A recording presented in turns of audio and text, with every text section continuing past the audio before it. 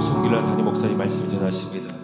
목사님에게 말씀의 지혜와 능력을 더하여 주시고 성령님께서 제한 없이 사용하시는 우리 목사님 되게 달라고 이 시간에 함께 기도하기로 합니다. 또한 보고 있는 우리 모든 성도들 발걸음들이 있습니다. 안전하게 이 예배 자리로 올 수 있도록 인도해 달라고, 그리고 말씀 듣는 우리는 순종으로 주님 앞에 나아가며 절대 순종으로, 절대 믿음으로, 절대적 기도 생활로, 오직 말씀과 오직 기도와 오직 성령으로 우리가 새롭게 되는 역사가 있게 해달라고 우리 생명 공동체를 위해 그렇게 함께 기도하기를 소망합니다. 기도하시겠습니다. 살아계신 하나님, 너무나 감사합니다. 주님, 아버지, 벌써 한 해의 19주가 흘러가고 있습니다. 주님, 이 여름을 우리가 잘 나게 하여 주시옵소서. 오직 말씀과 오직 기도, 오직 성령으로 주님 앞에 나아가는 우리 생명 공동체 되게 하여 주시옵소서. 살아계신 하나님, 내가 낳고자 하느냐는 말씀의 주제를 가지고 송길남 담임 목사님 말씀 전하십니다.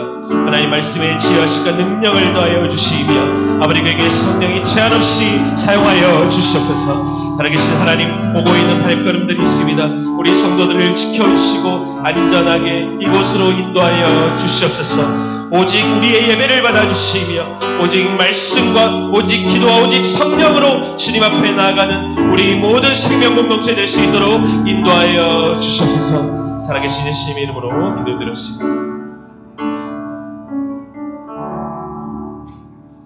할렐루야, 할렐루야. 주위 좌우에 계신 분들과 인사하기로 합니다. 주님의 이름으로 사랑하고 축복합니다. 이렇게 인사하시기 바랍니다.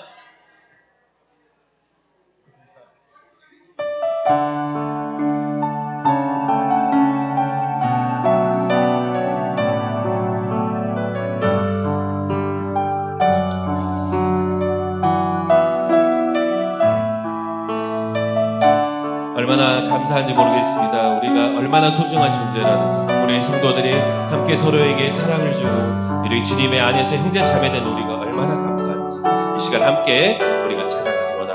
감사해요. 감사해요. 깨닫지 못했었는데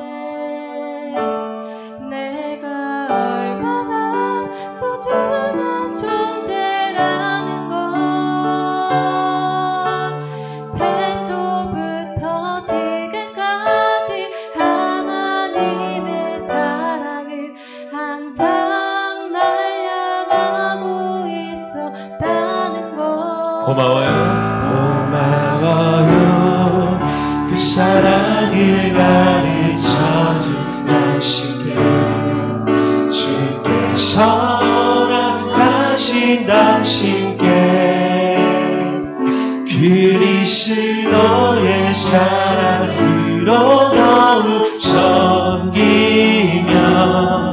이제 나도 세상에 전하리. 당신은 사랑받기 위해, 당신은 사랑받기 위해, 그리고 그 사랑 전하기 위해 주께서 택하시고 이 땅에 심으셨네.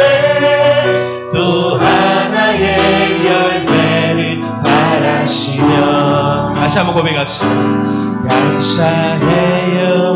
깨닫지 못했어. 여러분들이 얼마나 소중한, 내가 얼마나 소중한 존재라는 걸,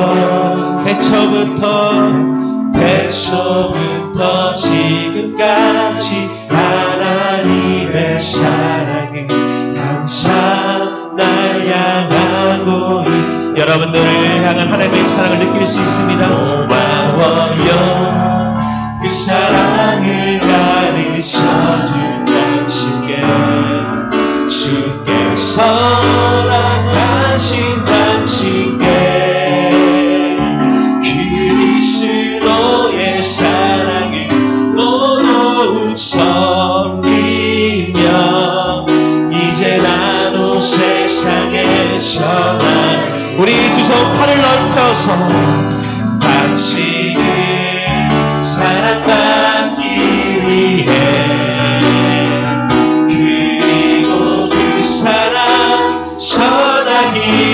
주님께서 여러분들을 택하셨습니다. 주께서 택하시고 이 땅에 심으셨네.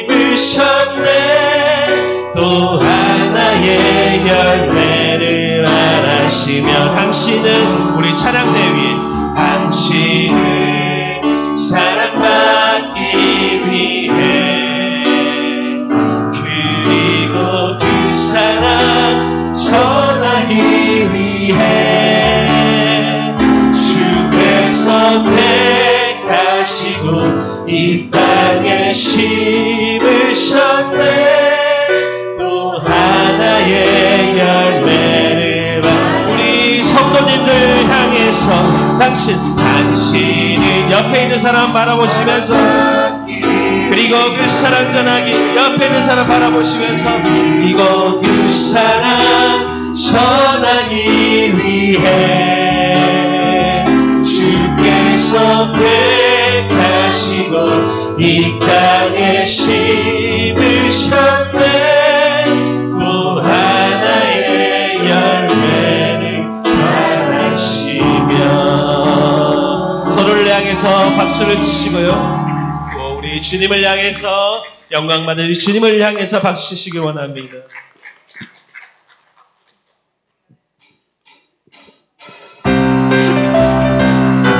여러분들 하나님의 사랑을 고백합니다. 아름다운 하나님의 사랑을 우리는 여러분들 위해 기도하며 우리를 축복할 것임을 고백합니다. 우리 함께 박수를 찬양합시다.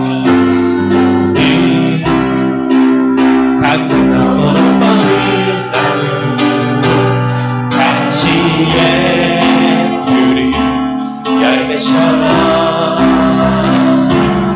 하나님의 귀한 축복이 삶에 많기 넘쳐날 거야. 옆에 있는 사람 바라보면서 너는 어떤 시련이 와도 능히 이겨내 강한 하리서 전능하신 하나님께서 여러분들과 너와 언제나 넌 함께 하시니 할렐루야. 너는 하나님의 사랑, 너는 하나님의 사랑, 아름다운 하나님의 사랑. 나는 널 위해 기도하며 내 길을 축복할 거야. 너는 하나님의 선물, 사랑스러운 하나님의 열매, 주의 품에 꽃 피운 나무가 되어줘. 다시 한번 고백합니다. 너는 우리 일어서서 찬양할까요?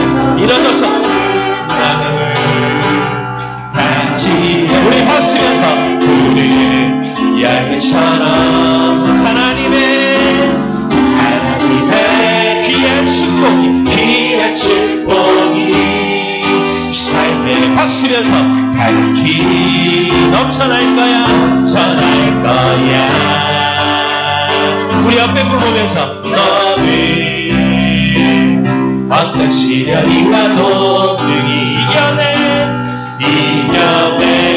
강한 답이 있어. 전능하신 하나님께서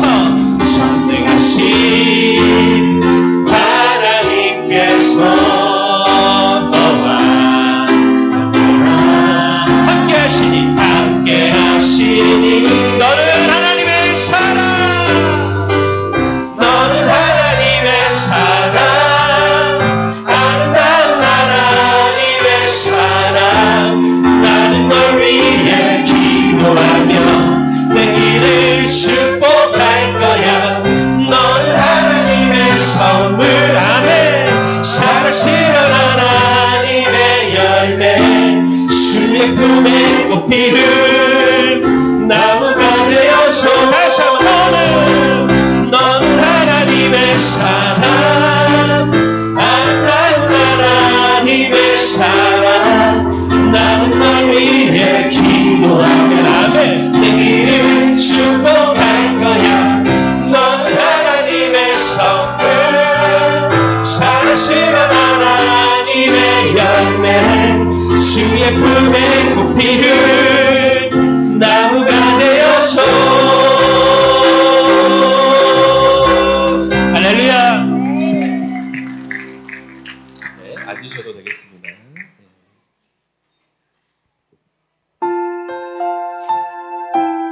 우리의 가는 길을 주님이 인도하십니다.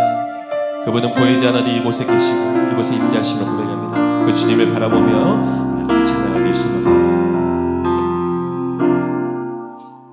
나의 가는 길 주님 인도하시네. 그는 보이지 않아도 날 위해 일하시네. 주 나의 인도자 항상 함께 하시네. 사랑과 힘 베푸시며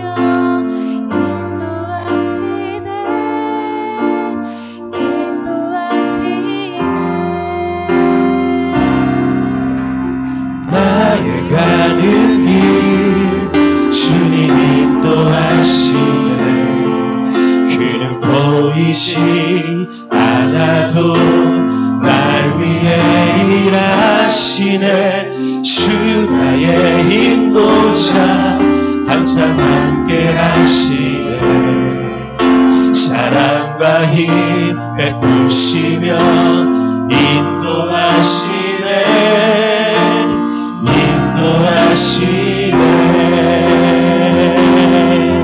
광야에 길을 만드시고 날 인도해.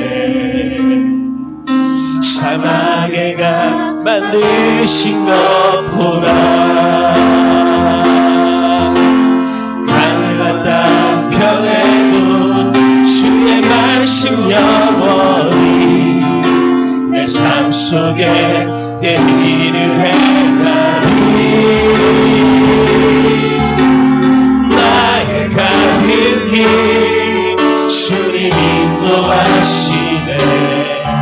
그는 보이지 않아도 날 위해 일하시네. 주 나의 인도자 항상 함께 하시네. 사랑과 힘 베푸시며 인도하시네.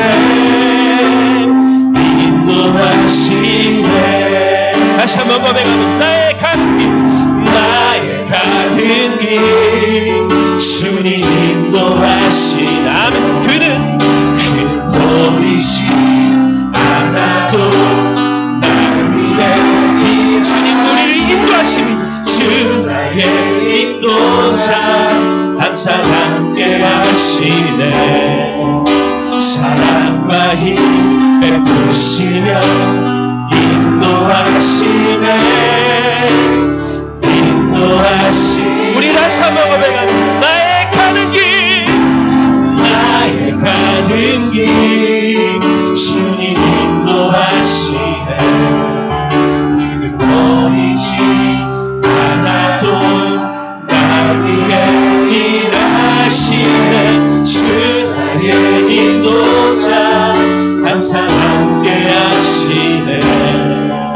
사랑과 힘 아멘 베푸시며 우리 주님께서 여러분들이 인도하시네. 내가 원하는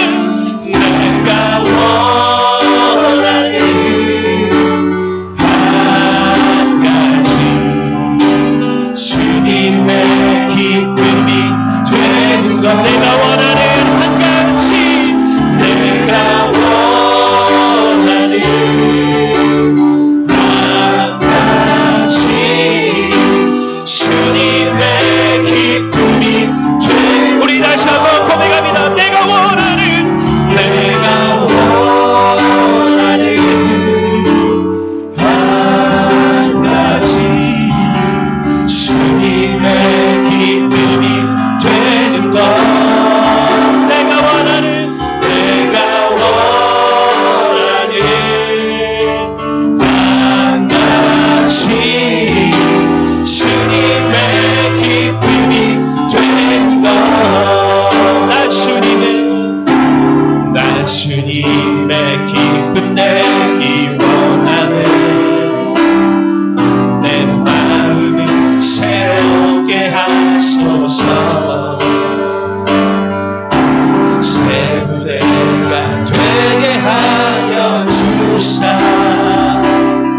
주님의 빛 비추게 하소서.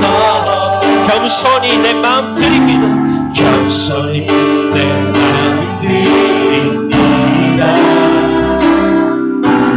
나의 모든 것 받으소서. 나의 마음 깨끗게 씻어주사 주의 길로 행하게 하소서. 아멘. 내가 원하는 한 가지 주님의 기쁨이 되는 것. 내가 원하는 한 가지 주님의 기쁨이 되는 것. 내가 원하는 한 가지 주님의 기쁨이 되는 것. 우리 두 손 높이 들고 찬양합시다. 원하는 한 가지 주님의 기쁨이 되는 것. 다시 한번 고백합니다. 내가 원하는 한 가지 주님의 기쁨이 되는 것. 내가 원하는 한 가지 주님의 기쁨이 되는 것.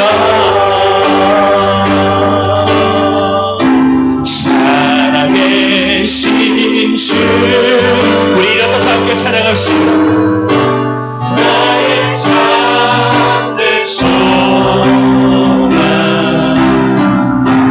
어떤 듯이 전혀 없네.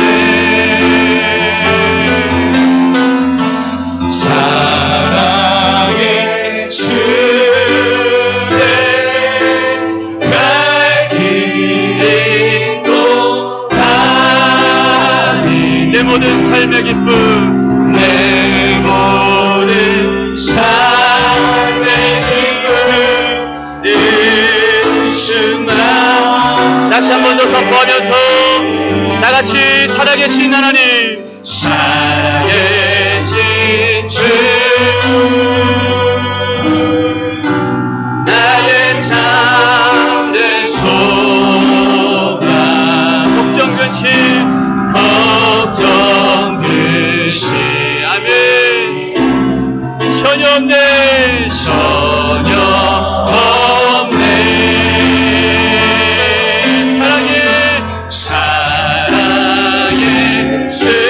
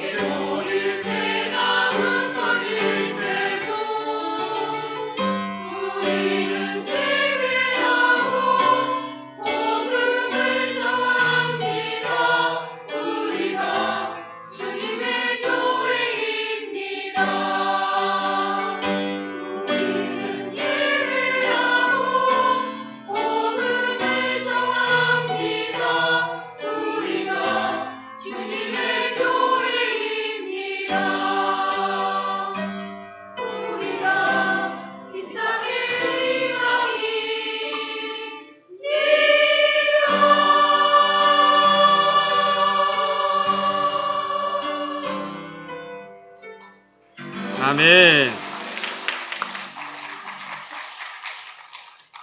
할렐루야. 앞뒤자 옆사람과 인사하겠습니다. 잘 오셨습니다. 축복합니다. 사랑합니다. 고맙습니다. 여러분 한 주간 잘 지내셨습니까? 날씨가 참 묘상합니다. 비가 막 주룩주룩 내리다가 또 해가 쨍쨍하고 좋은 일기 주신 하나님께 감사드립니다. 자, 오늘 말씀은 이제 38년 된 이제 병자에 관한 얘기입니다. 제가 요한복음 말씀을 쭉 계속 가고 있는 거 알고 계십니까? 나중에 다시 한번 쭉 보시면 더 좋겠습니다.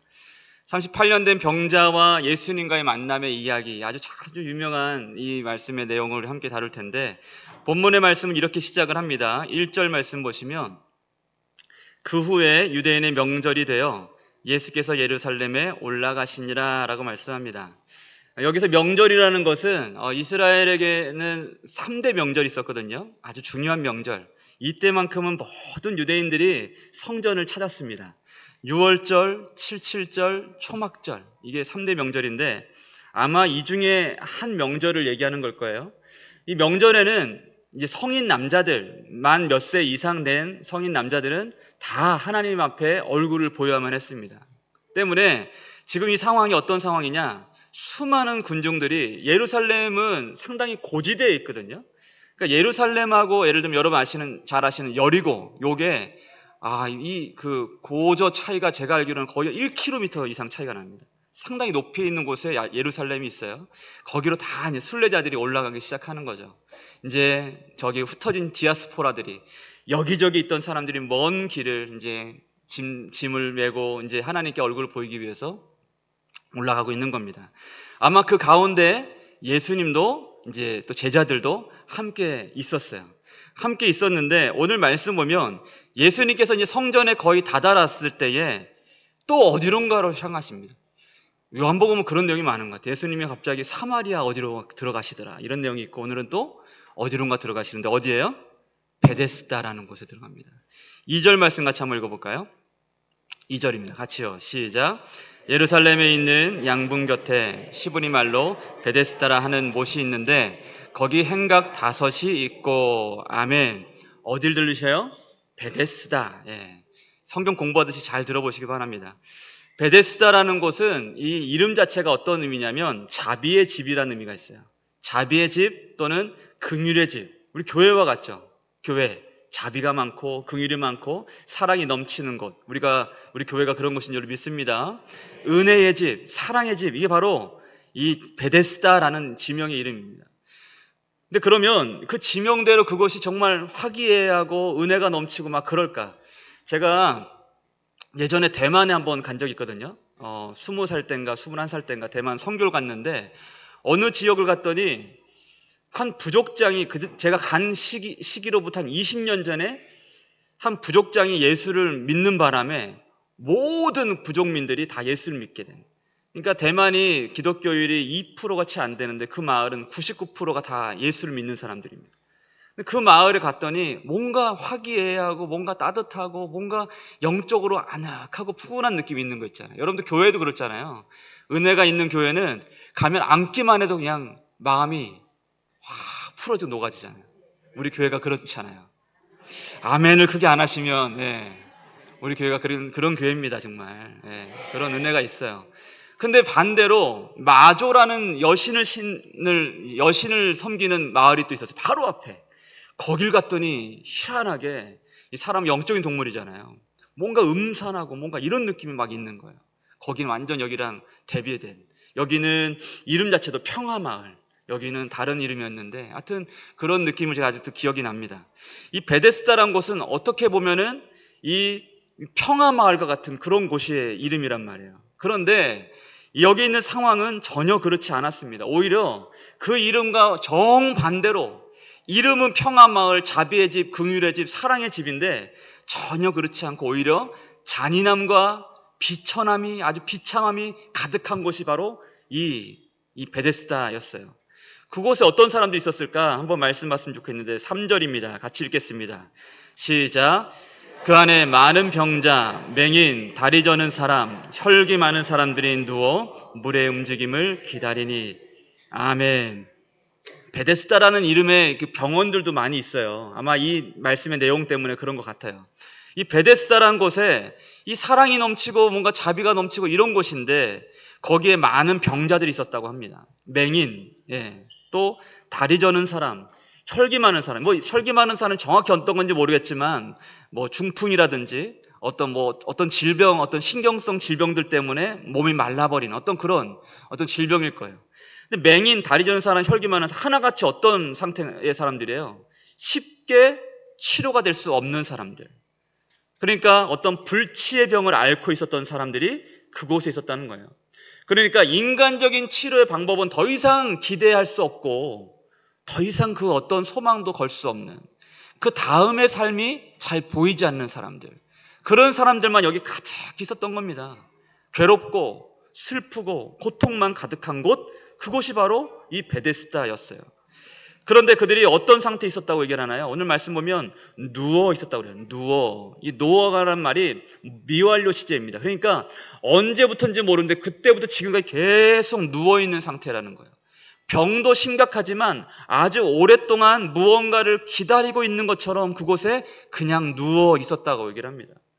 우리 중에서도 그런 분들 있잖아요. 뭔가 기대하는 바가 뭔가 있는 듯한데 소망이 없이 그냥 그 시간만 계속 허비하고 있는 그런 사람들. 오늘 3절과 4절 말씀 보면 그들이 거기 모여든 이유가 있었습니다. 다시 한번 읽겠습니다. 그 안에 많은 병자, 맹인, 다리 저는 사람, 혈기 많은 사람들이 누워 뭘 기다린다고요? 물의 움직임을 기다린. 4절 같이요. 시작. 이는 천사가 가끔 못에 내려와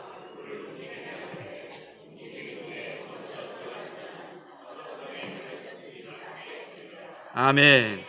그곳에 그들이 있었던 이유는 다른 게 아니었어요. 기적을 꿈꿨죠, 기적을.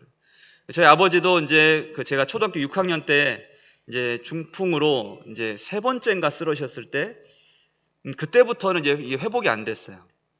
반신불수로 왼편을 못 썼습니다. 그러니까 제가 어릴 적에 기억이 어렴풋 나는 게 아버지가 이 병을 어떻게든 고치고 싶으셨던 거죠. 그 당시에 막 한의원 가서 침도 맞고 별의별 침도, 여러분들 그런 분들은 침도 그냥 요만한 침 안 나요. 그죠? 이만한 대침 놓습니다. 대침. 막 혀가 굳은 분들은 혀에다가 대침을 찔러가지고 보기도 쉽지 않은. 그러니까 아버지가 그 상태로 이 전라도 완도인가 어디 그 신안에 어디에 있는 섬에 아주 용한 무슨 한의사가 있다고 해가지고 거기까지 그 당시에 버스를 타고 또 버스를 타고 걷고 배를 타고 가가지고 거기서 그거 맞고 오신 그런 얘기를 들은 적이 있어요. 얼마나 낫고 싶은 마음이 간절했으면 한 편을 쓸 수 없는 분이 버스를 잡아타가지고 거기까지 배 타고 갈 수 있겠습니까? 여기 있는 사람들 마찬가지였어요. 뭔가를 기다리는데 기적을 꿈꾸고 기적을 기다리고 있었다는 거예요. 그래서 물의 움직임이라는 게 얘기를 합니다. 물의 움직임. 이 사람들은 어떻게 이해했냐면 물이 한번 보러럭 하면서 물이 거품이 일어나는 거 있잖아요. 그런 그 하천들이 있습니다. 간헐천이라고 하죠. 가스가 뿜어져 가지고 갑자기 공기가 팍 올라오는, 뿜어져 나오는 그런 곳이 있거든요. 아이슬란드인가? 그런 데 보면은 그런 곳들이 많이 있더라고요. 아이슬란드 한번 가보시길 바랍니다. 제 대신. 오로라가 멋있다고 하던데. 하여튼 그런 곳이에요. 근데 그거를 천사가 가끔 내려와서 못을 땅 치고 가는 것처럼 생각한 거예요. 그래서 물이 확 움직일 때 그 안에 먼저 몸을 넣는 사람은 무슨 병이든지 낫게 되밀어라. 이게 그들이 갖고 있었던 믿음이었습니다. 근데 오늘 말씀 보면은 그 말씀 9절에만 대가로가 쳐져 있죠. 이게 꺽쇠 표시로 그죠? 이렇게 대가로로 쳐져 있어요. 왜 이렇게 대가로로 쳐져 있었냐면 그 당시에 이런 전설이 있었더라라는 겁니다. 사실이라기보다는 전설 또는 신화 이런 것들. 여러분들 성황당에 가서 뭘 만지고 그러면 아들 낳는다 이런 전설이 있으면 거기 산을 몰려들잖아요. 마치 그런 곳이 여기였던 거예요. 그런 희박한 가능성에 자신들의 남은 모든 인생을 걸고 있었던 사람들이 바로 여기 베데스다에 있었던 사람들이었다는 거죠. 그러니까 이름과 달리 은혜의 집, 긍휼의 집이 아니라 뭔가 기대할 수 없는 가능성 없는 것에 마음의 모든 것들을 자신들의 인생을 얻고 있는 어떤 그런 잔인함이 있는 그런 곳이었단 말이죠. 여러분 베데스다에 있는 사람들의 모습은 이 시대 사람들을 보여주는 것처럼 보여요. 각자의 베데스다를 찾아서 지금도 뭔가 한번 요동치며 일어날 법한 좋은 일에 목을 매며 살아가는 거죠. 여러분들 그런데 믿음은 그런 것이 아닙니다. 믿음은 요행을 바라는 게 아니에요. 하나님 오늘 기도를 열심히 해서 믿습니다 하고 로또 보고 딱 사는 게 그게 믿음이 아닙니다. 그런 건 요행을 바라는 건 건강한 신앙이 아닙니다. 오히려 그런 잘못된 신앙에 빠지면 거짓 올무에 사로잡힐 가능성이 높아요. 2021년도에 한국언론진흥재단이라는 곳에서 이런 조사를 했더라고요. 유튜브나 뭐 이런 거 많이 하시죠? 유튜브, 뭐 페이스북, 인스타그램 이런 거 하잖아요. 그죠? 그런 소셜 미디어를 통한 허위 정보 접촉 비율이 얼마나 될까? 여기서 조사한 바에 의하면 우리가 보는 많은 정보 가운데 거짓에 해당되는 정보가 무려 몇 프로일 것 같으세요? 77.2% 그래요. 다이어트를 어떻게 하면 성공한다더라. 이걸 뭘 먹으면 몸에 독소가 다 빠진다더라. 어디 가면 이 교회 가면 뭐가 능력이 있다더라. 뭐 주식을 이거 하면 이게 대박 난다. 이 주위에 걸어야 된다더라. 등등등 이런 정보들이 얼마나 많아요. 그 중에서 77.2%나 다 허위 정보로 조사가 됐다고 얘기를 합니다. 근데 그런데도 불구하고 이렇게 많은 허위 정보들이 쏟아지고 그걸로 돈을 버는 사람들이 그렇게 많아요. 작년 한 해 동안요, 여러분 20세 미만의 우리 청소년들 중에서 유튜브를 통해서 1억 이상 번 사람들이 엄청나게 늘었다. 3배 이상 증가했다고요. 재작년에 비해서. 왜 이렇게 이런 것들로 사람들이 돈을 벌고 또 많은 사람들이 관심을 가져요? 사람들이 좋아하니까. 그럼 뭐 허위 정보인지 뭔지 모르지만 그런 컨텐츠를 사람들이 좋아하는 거예요. 이런 사람들의 모습을 디모데가 이렇게 지적을 했어요. 디모데후서 4장 3절 말씀 보면 같이 볼까요? 때가 이르리니 사람이 바른 교훈을 받지 아니하며 귀가 가려워서 자기의 사욕을 따를 스승을 많이 두고라고 말씀합니다. 뭐라고 말씀해요? 사람들이 귀가 가렵대요. 뭔가 바라는 것이 많은 거예요. 기대하는 게 많은 거예요. 그러다 보니까 귀가 가려워서 자기의 귀를 만족해 줄 만한 자기의 지식과 자기의 마음을 만족해 줄 만한 자신의 뭔가 우리 지난번에 우리 사마리아 여인에게 배웠잖아요. 뭔가의 이 공허를 채워줄 만한 무언가를 계속 찾기 위해서 여러 스승을 둔다. 자기 사욕을 따를 스승을 많이 두고라고 마지막 때 사람들에 대해서 얘기를 합니다. 이 시대 사람들은 귀가 가려운 시대예요. 근데 이 시대 사람들이 그토록 찾고 싶어하는 것이 뭐예요? 그게 뭘까요? 무엇이 정말 내가 가야 할 길일까? 그죠? 또 무엇이 나를 살릴 만한, 또 내 인생을, 내 삶을 바꿔줄 만한 진리가 될까? 또 무엇이 힘겨운 나의 삶에 생명이 되어줄까? 이런 거 찾는 거 아니겠습니까? 정리하면 어떤 거예요? 이 시대 사람들이 찾는 건 결국은 길이요, 진리요, 생명이에요, 생명. 김중근 목사님, 우리 그 CCC 설립자신 김중근 목사님 생애 외쳤던 것이 있죠. 백문일답. 100가지를 물어도 답은 오직 하나, 예수 그리스도. 할렐루야. 이게 백문일답입니다. 우리의 삶의 이유가 무엇입니까? 예수 그리스도. 우리 생의 주인이 누구십니까? 예수 그리스도. 병든 사람에게 전해줄 메시지는 무엇입니까? 예수 그리스도. 죽어가는 사람에게 전해줄 메시지는 무엇입니까? 예수 그리스도. 할렐루야. 예수 그리스도가 우리의 모든 답이 되신다는 거죠. 예수만이 길과 진리와 생명이 되십니다. 그러니까 이 말은 무슨 말이에요? 예수 그리스도가 아닌 다른 곳에서 희망을 찾아봤자 거기에는 희망이 없다라는 거죠. 희망을 걸 수가 없다는 거예요. 왜요? 예수만이 길과 진리요 생명이 되시기 때문에 그런 거죠. 그런데 이 베데스다에 있었던 사람들은 지금 엉뚱한 곳에서 허무하게 인생만 허비하고 있었던 것입니다. 그들이 심지어 성전에서 가장 가까운 곳에 있었어요. 오늘 말씀 보면 양문 곁에라고 하죠. 양문은 그 성전으로 그 양들, 그러니까 재물들이 드나드는 그 문입니다. 그러니까 많은 사람들이 저 멀리서 수킬로를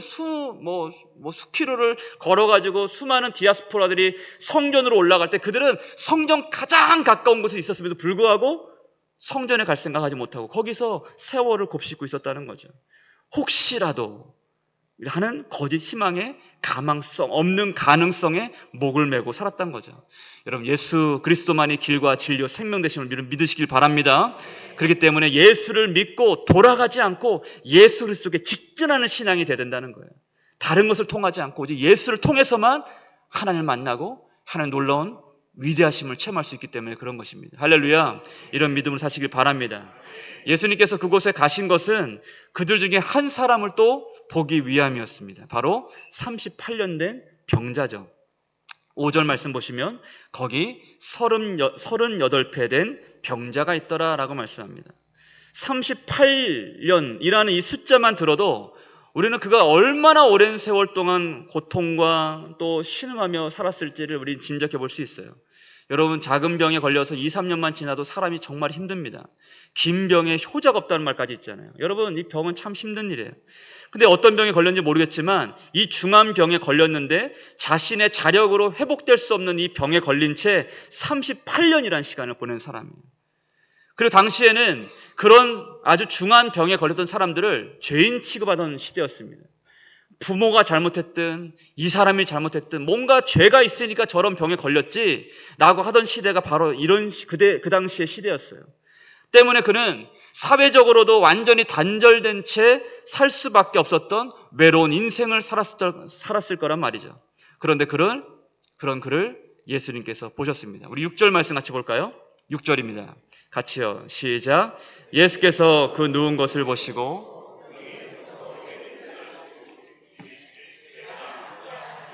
아멘. 요한은 예수님께서 이미 그를 어떻게 해요? 아셨다라고 말씀합니다. 성경에서 보셨다, 아셨다라는 말이 나오면 뭔가 기적이 시작되는 것을 의미하는 거예요. 하나님이 예수님께서 그를 이미 아셨다라고 얘기해요. 여러분, 우리가 하나님께 기도할 수 있는 이유는 뭐냐면 하나님의 우리의 모든 것을 다 아시기 때문에 그런 거예요. 내가 많은 걸 설명하지 않더라도 내가 무슨 생각을 하는지, 내가 말하는 것의 진위의 여부를, 내 말하고 싶은 그 중심의 속마음을 하나님이 다 아시기 때문에 다 구하지 않아도 주님 이미 다 아신다고 말씀해요. 그래서 아무것도 염려하지 말고 너희 구할 것을 감사함을 하나님께 아뢰라라고 말씀하시죠. 먼저 그의 나라와 의를 구하라. 그러면 이 모든 것을 너희에게 더하시리라라고 말씀하십니다. 너희에게 뭐가 있어야 될지 이미 하나님께서 아신다라고 말씀합니다. 때문에 믿음은 그 하나님께 우리의 속마음을 아뢰는 거예요. 구하는 게 바로 믿음입니다. 그와 같이 주님이 그를 아셨어요. 중요한 것은 그 다음입니다. 예수님께서 그에게 뭐라고 말씀하시나요? 내가 낫고자 하느냐라고 물어봅니다. 내가 낫고자 하느냐. 이거는 어떤 예수님과 그와의 관계를 설정하는 거예요. 예수님이 그에게 직접적으로 물어보세요. 네가 낫고자 하느냐. 이보다 더 단순하고 확실한 의도가 있는 질문은 없어요. 네가 낫고자 하느냐? 예수님은 그의 원함이 있느냐라고 물어보고 계신 거죠. 그런데 이 사람은 무슨 이유든지 이 단순하고 이 확실한 질문에 아주 복잡하게 답을 합니다. 7절 말씀 보실까요? 7절 말씀 보시면 병자가 대답하되 주여 물이 움직일 때에 나를 못에 넣어주는 사람이 없어 내가 가는 동안에 다른 사람이 먼저 내려갑니다 라고 얘기를 합니다. 예수님 뭐라고 물어보셨어요? 네가 낫고자 하느냐? 그런데 이렇게 복잡하게 얘기를 합니다. 주여 내가 물이 움직일 때에 나를 좀 내가 들어갔으면 좋겠는데 누가 나를 넣어주는 사람이 없어서 내가 가는 동안에 다른 사람이 먼저 들어가서 내가 계속 이러고 있습니다. 이러고 있는 거예요. 예. 여러분, 베데스다는 그 이름과 걸맞지 않게 아주 잔인한 곳이라 말씀드렸어요. 여러분, 지옥은 이런 곳이지 않을까 생각이 들어요. 왜 그러냐면 그곳에 있는 모든 사람들은 다 온통 자기밖에 모르는 사람들이었어요. 만일 정말 그곳에 진짜 신통한 능력이 있어서 누구든지 거기 들어갔을 때 진짜 치유를 경험할 수 있다면 순번을 정해가지고 이번에는 네가 들어가라, 우리가 넣어줄게, 이렇게 한다든지 뭔가 그렇게 하면 좋을 텐데 그런 사람이 전혀 없었던 거예요. 이 순전히 제 상상입니다만 우리가 기대를 사는 이 세상과 똑같아요. 경쟁에서 밀리면 답이 없는 곳이 이 베데스다예요. 이 병자가 대답한 말은 무슨 말이냐면 나는 이미 틀렸습니다 라고 하는 거예요. 웃기는 거는 나는 이미 틀렸습니다, 소망이 없습니다 라고 얘기하면서 계속 그곳에 또 있습니다. 왜? 어디서 남은 삶을 살아야 될지 어떤 희망이 없는 거예요. 그는 이런 생각에 아주 오래 갇혔던 거예요. 왜냐하면 한마디로 물었는데 암송하듯이 줄줄 얘기를 하는 거죠. 우리도 그런 분들 있잖아요. 요즘 어떻게 지내셨어요? 라고 물어보면은 줄줄 얘기합니다. 내가 어떤 인생을 살았고 누굴 만났고 지난주에 어떤 일이 있었는데 내가 그 사람 때문에 이렇게 됐는데 그 사람 때문에 이렇게 된 일이 한두 번이 아니고 그게 또 우리 남편하고 관련된 일인데 줄줄 얘기하시는 분 있잖아요. 우리 어머니도 가끔 그러세요. 한번 얘기하면은 1시간 안에 안 끝나요, 내용이. 그러니까 제가 잘 안 물어봐요. 예. 이게 한 40년 전으로 거슬러 올라가야 되거든요. 그러니까 우리 아버지 만나기 직전까지 올라가야 돼요. 그때 나를 좋아하는 사람이 있었는데 그 사람 만났으면 내가 이렇게 살지 않았을 텐데 그때 그분은 뭐 어떻게 됐고 이 사람을 만났는데 나를 이렇게 해서 꼬셔가지고 만나고 뭐 등등 이게 쫙 나와야 얘기가 끝나는 거예요. 이 사람 똑같은 얘기하고 있는 거예요. 38년 동안 그것만 곱씹고 있는 거예요. 내가 들어가고 싶은데 나보다 누가 먼저 들어가고 이 얘기를 줄줄줄 하는 거, 암송하듯이 얘기를 하는 겁니다. 이 생각에 갇혀 살았던 거예요, 여러분. 여러분, 그는 어떤 인생을 살았을까요? 우리 대부분의 사람들이 이런 삶에 갇혀 살 때가 많이 있어요. 물이 움직일 때에 나를 못에 넣어주는 사람이 없어. 이 말은 무슨 말이에요? 자기 불행의 원인이 어디 있다는 거예요? 남에게 있다는 거죠. 나는 하고 싶은데 저 사람들 때문에 내가 이렇게 살아요 라고 얘기하는 거죠. 남 탓하고 있는 거죠. 남 탓.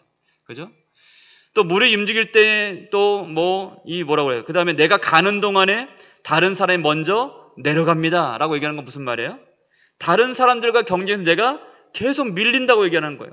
나는 늘 내가 밀리는 인생을 살고 있어요. 나는 다른 사람보다 늘 처지는 인생을 살고 있습니다. 자기 신세 한탄을 합니다. 여러분, 많은 사람들, 우리 많은 크리스찬들 마찬가지예요. 시간을 어디다 많이 허비하고 에너지를 많이 어디서 쏟냐면 남 탓하거나 자기 신세 한탄하느라고 시간을 다 허비하고 자기 에너지를 다 쏟는 분들이 정말 많이 있어요. 여러분, 남 탓하고 내 탓하다 보면은 진짜 원하는 것이 무엇인지도 모르고 살아갈 때가 많이 생깁니다. 여러분, 저는 교회에서도 그런 분을 많이 봤어요.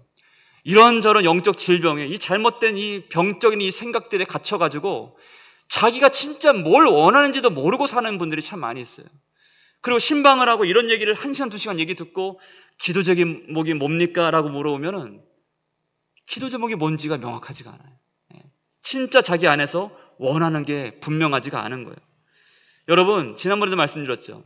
하나님을 믿되 하나님을 막연하게 믿는 신앙에는 정말 답이 없습니다. 믿음은 단순함을 요구하는 거예요. 단순함. 그러니까 예수님이 낫고자 하느냐 라고 물으시면 뭘 말하면 되는 거예요? 그냥 자기의 원함을 말하면 되는 거예요. 예수님이 낫고자 하느냐라고 물으시면 내 상황이 이렇고 이 상황이 이랬고 지금 이런 상황이고 이런 것들이 아니라 자기의 원함을 말하고 자기의 원함으로 하나님을 찾으면 되는 거예요. 하나님께 구하면 돼요. 그게 바로 믿음이라는 겁니다. 여러분, 우리에게는 여러 모양의 질병들이 있습니다. 정서적인 질병, 그죠? 또는 육체적인 질병, 영적인 질병, 관계의 질병, 어떤 욕구와 욕망의 질병, 이런 모든 것들, 사실 우리 다 이런 것들의 이 질병 가운데 있는 사람들은 다 치유가 필요한 사람 아니겠습니까? 그런 주님께서 오늘도 말씀하시는 거예요.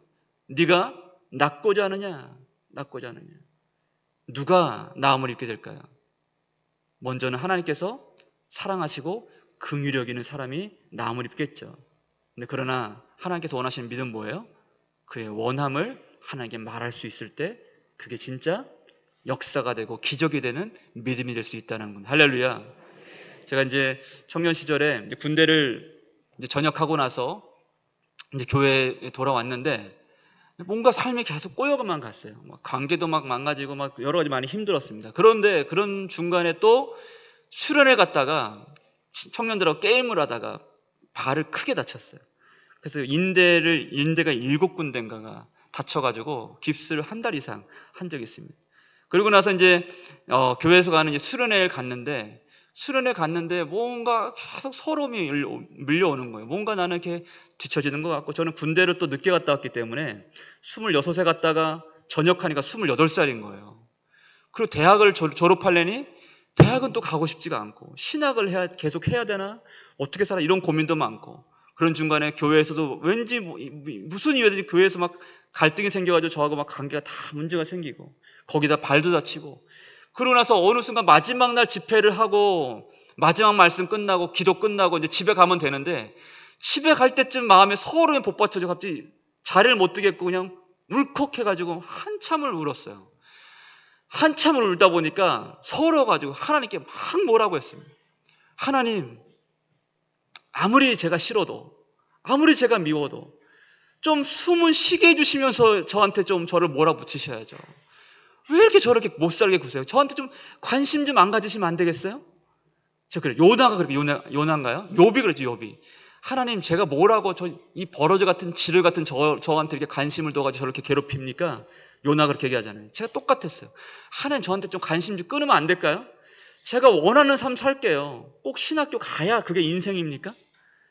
참 저는 지금 참 구차하고 마음도 힘들고 뭔가 제 삶이 안 보입니까? 안 보입니다. 그러면서 제가 뭐라고 기도했냐면, 하나님, 저를 사랑하시는 증거를 좀 보여주시는데, 만약에 이 발에 제가 손을 얹고 기도했는데 갑자기 발이 나으면 하나님 나 사랑하신 줄 내가 알게요. 이렇게 말도 안 되는 기도를 했습니다. 저는 요즘 애들 말로 T예요, T. 요즘 여러분 잘 모르시죠? T 성향 강하다 무슨 말이냐면 아주 현실주의자라는 얘기입니다. 저는 그래서 막 병이 치유받고 막 옆에서 친구들이 막 갑자기 입신하고 이런 거 봐도 쟤 쇼하는 거 아니야? 막 그랬어요, 사실은 저는. 그런 걸 잘 안 믿었어요. 그런데 그런 제가 반에 손을 얹고 내가 기도할 테니 만약에 낫게 해주시면 하나님 나 사랑하신 줄 알겠다 라고 했는데 어떻게 됐을까요? 손을 얹고 기도했는데 진짜 기분이 이상해진 거예요. 그러더니 발이 통증이 없어지기 시작했어요. 그리고 시원해진 느낌이 왔습니다. 그런 날 있어요. 저도 처음 여기서부터 여기까지 시원하게 뭐가 쫙 흐르는 느낌이었습니다.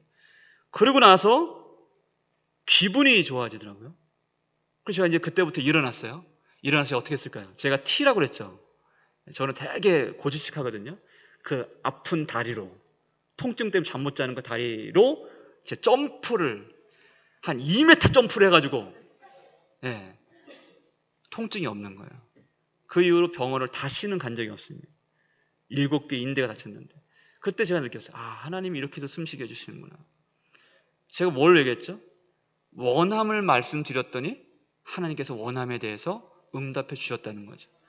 근데 많은 사람들이 교회를 나오면서 신앙생활을 하면서 자기 원함이 뭔지도 모르고 신앙생활하는 사람들이 부지기수란 말이에요. 교회를 나와서 하나님 앞에 나와서 하나님께 예배하는 자리에 자기의 원함 한번 실컷 얘기하지 못하고 가는 성도가 너무나 많더란 말이죠. 찝찝한 마음으로 왔다가 또 찝찝한 마음으로 돌아가는 거예요. 여러분, 예수님 말씀하신 게 뭐예요? 네 원함이 뭐냐라고 물어보신 거예요. 그럼 원함을 답하면 됩니다. 시편 91편 말씀 같이 볼까요? 같이요. 시작. 하나님이 이르시되 그가 나를 사랑한즉 내가 그를 건지리라. 그가 내 이름을 안즉 내가 그를 높이리라. 그가 내게 간구하리니 내가 그에게 응답하리라. 아멘. 그죠? 하나님이 이르시되 그가 나를 사랑한즉 내가 그를 건지리라. 그가 내 이름을 안즉 내가 그를 높이리라. 그럼 뭐라 말씀해요? 그가 내게 간구하리니 내가 그에게 응답하리라 라고 말씀합니다. 여러분, 이것이 신앙의 온전한 관계입니다. 여러분, 우리에게 무언가에 대한 간절함이 있다는 것은요, 뭔가에 대한 갈망이 있고 간절함이 있다는 것은 그 자체로 하나님이 이미 여러분 안에 역사하고 계시다는 증거입니다. 왜냐하면 빌립보서 말씀은 뭐라고 말씀해요? 하나님은 우리 안에 기쁘신 뜻을 두고 일하신다고 말씀해요. 때문에 우리 안에 무언가 갈망이 있다면 하나님이 우리에게 기대하시는 일이 있다는 사실입니다.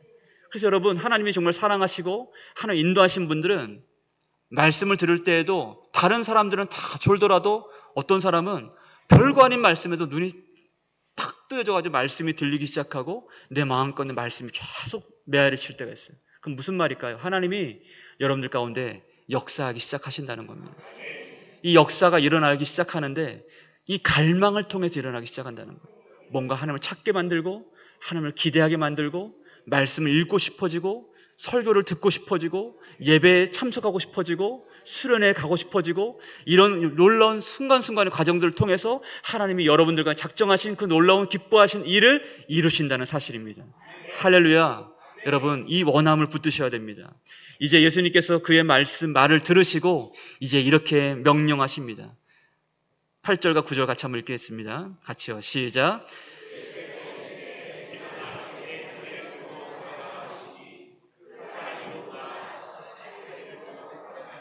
이날은 안식일이니. 아멘. 여기서 일어나라는 것은 죽은 자여 눈을 떠라라는 의미가 있습니다. 죽은 자를 눈을 떠. 여러분 생각해 보세요. 근데 왜 예수님께서는 내 병에서 놓여 강건할지어다, 그죠? 또는 내 병에서 일어나라, 이런 뭔가 직접적인 용어를 쓰지 않으시고 좀 뭔가 좀 다른 용어, 눈을 떠라라고 하셨을까요?